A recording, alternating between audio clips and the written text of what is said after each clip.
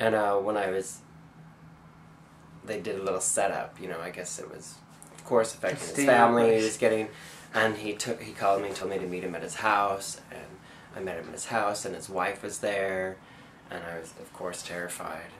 And I went inside, and they sat me down, and Jay just sat there on his knees and cried, and I sat on the couch, and his wife just kind of ripped me a new one and told me what an awful boy I was, and I was destroying this family, and a selfish, oh my God, selfish boy who, yeah, had no concern for anybody but himself. And I mean, there's an element of that true. You know, I mean, I was being selfish of this.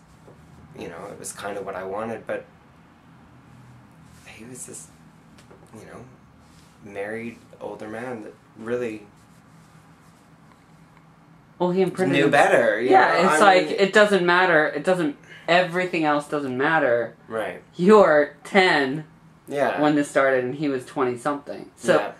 I mean, but no matter what kind of feelings you feel towards him, that his knowledge and adultness, whatever there was, it's manipulative. No matter what he knows, very much was. Even if you are, because little kids get crushes on adults all the time. Yeah.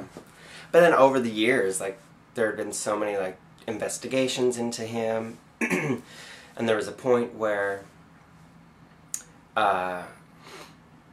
he wanted me to, he had to call everybody that he had ever, like, kind of,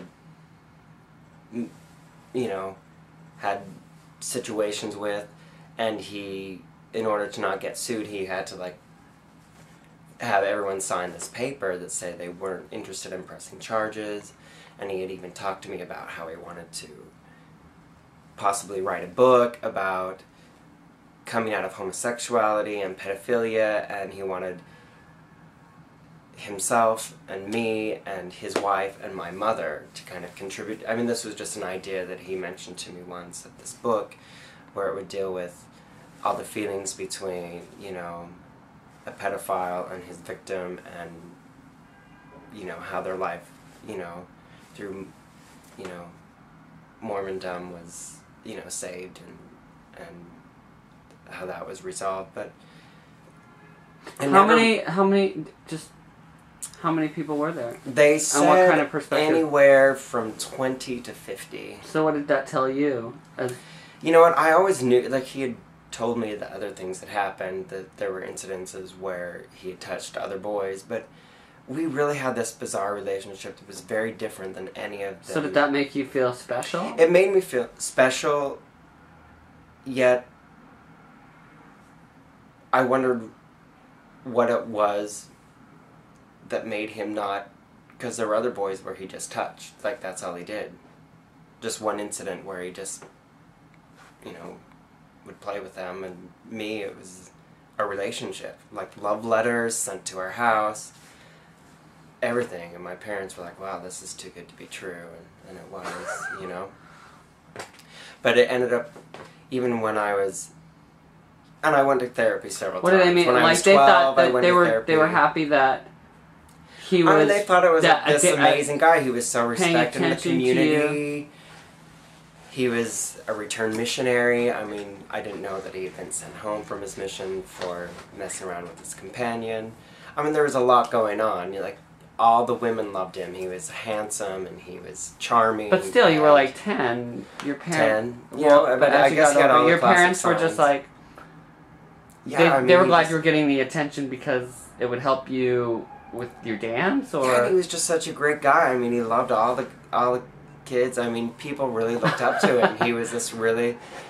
He was a clogging teacher, a scout leader. Right. Women were flocking themselves, throwing themselves at him. He was handsome and... You know. Right, I get it. I mean, I'm from Idaho too, so... Yeah. I mean, people, especially at that time, it didn't even... Yeah. People weren't even...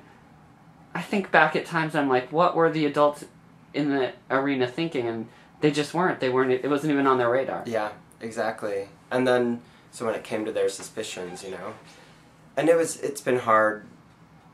I mean, that started all. I mean, there was so much awkward tension in the house because then I feared that they knew that I was gay because I knew, but of course I was trying to deny it, and I would do things like I would act on my homosexuality like I'd do things, like I messed around with boys in high school. I had a few little boyfriends here and there.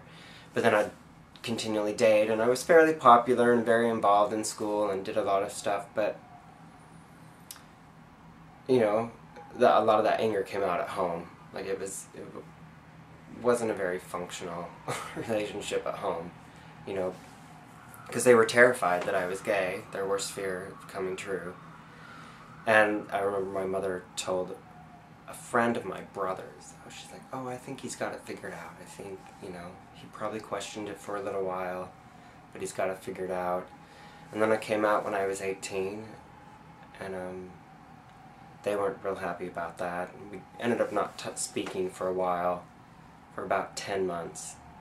And I went across the country to go to a ballet That was their school. choice or your choice or both? That was their choice. Yeah, more my mother's choice than anything.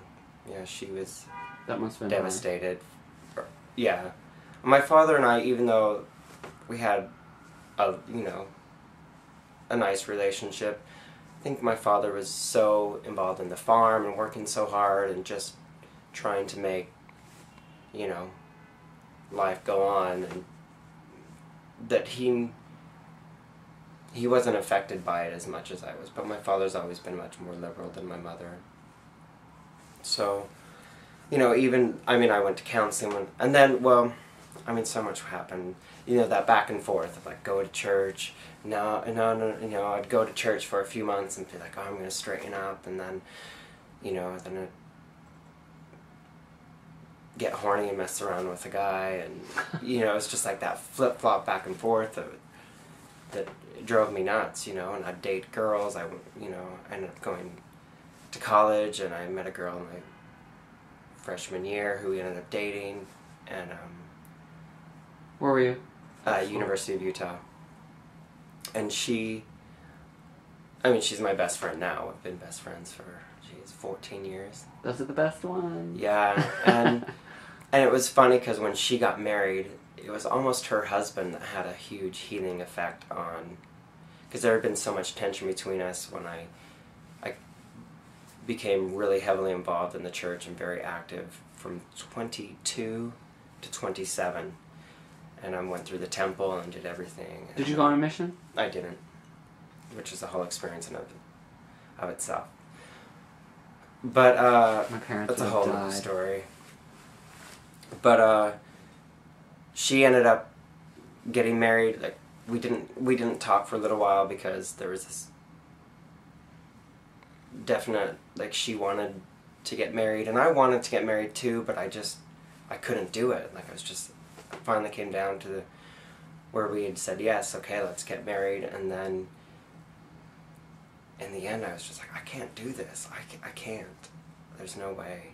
And I was still even really active, but I knew I couldn't do it. What were your reasons? I mean, honestly looking in, what do you think your reasons were? I just knew I couldn't do it. I knew that I knew I'd be miserable. And I looked at her, and I loved her so much, but not in the way she wanted to be loved. And there's this whole thing of, like, I don't want to do it because, I mean, I just was selfish and didn't want to do it. You know, I didn't want to get married, even though I wanted to for religious reasons and spiritual reasons. But I was terrified of having sex with a woman. You know, I just wasn't turned on by them at all, so that was terrifying. And I just could see she looked in my eyes different than I looked in hers, and It's almost like betrayal. yeah, and I couldn't do it to her, you know? I mean, there was a point in her life where she felt like that was almost her position, was her calling, was to marry or a gay man, because she dated so many gay men. I mean, all the gay Mormons, I mean, she practically dated at some point, because she was very sensitive and very compassionate about it, and she had an innate sensibility to it, and amazing. But, you know, after I said no, like, we didn't talk for a while. We just kind of both needed to heal.